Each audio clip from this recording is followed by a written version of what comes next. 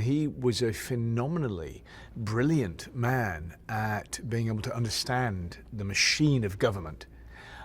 He went from being in the drunk tank to being the youngest White House chief of staff in 11 years. That is amazing.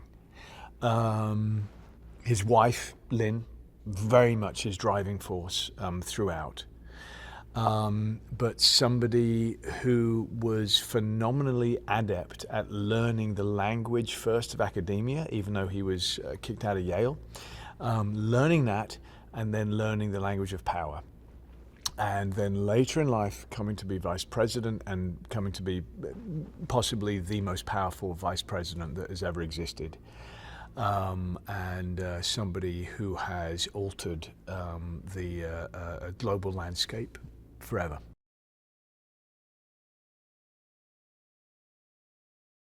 It was a vast undertaking in terms of finding the look, but mostly focusing on what's the essence, not wanting to do just an impersonation, which is phenomenally difficult, but which sort of, is tiresome after 10, 15 minutes. So finding that essence of the man.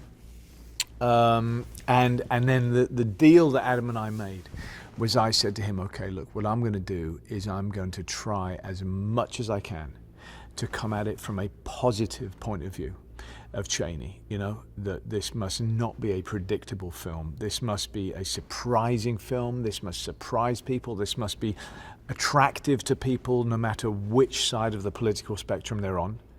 That it's a look at how and why we've come to be in the situation that we're in today.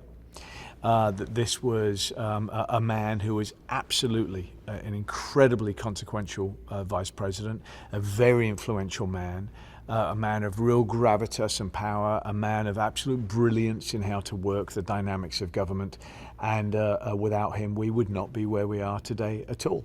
But that Adam must allow me to put aside any and all of my own personal politics and absolutely embrace Cheney's own politics there with sincerity.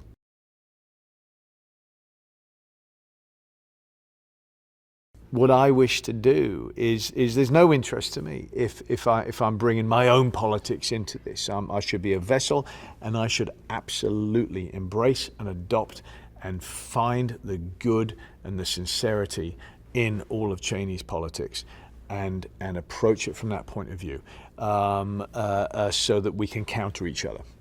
Myself as the actor, him as the director, and he was incredibly open to that. He's wonderful with allowing improvisation and in discovering a character as you keep moving forward, and then obviously through editing as well. And in consequence, he's created what I believe is an absolute masterpiece, well beyond anything that I ever fathomed we could come to achieve, and something that is fascinating, not just from the point of view of the shadowy figure in Dick Cheney, who came to acquire as much power as any American has ever had in his life, but also holding a mirror up to each and every one of us of what would you do if you had that power? Who are you as a person? Who are you as a family man? And who are we as a nation as well?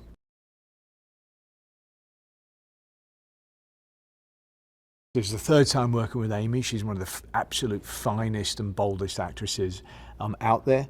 And so we have a great relationship in terms of when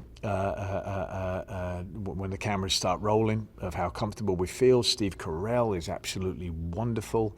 And many people, have commented on, my God, they never thought they would have sympathy for Donald Rumsfeld, but by God they did with Steve's portrayal of that. Sam Rockwell, who I first worked with, we're talking about 25 years ago now, who is always extraordinary and is fantastic, who just came in, and on his very first day we had one of the longest scenes between George Bush and Cheney.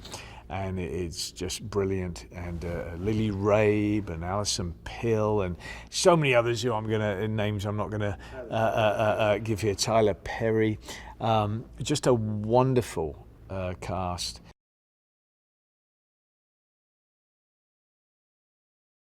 I think that's always got to be the goal of any film, isn't it? Is conversation. You know, just opening up conversation, is questions, is in entertainment. I mean, it really is entertaining, and within that entertainment, incredible poignancy, moments of devastation, moments of joy.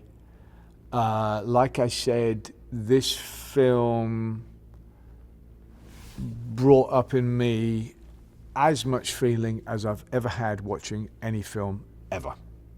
And I don't say that lightly.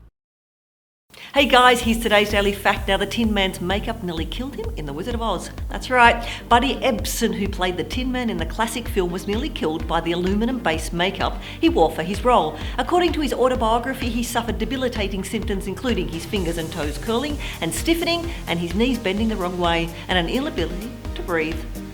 Now remember to click here below to subscribe, or on the side for more great content.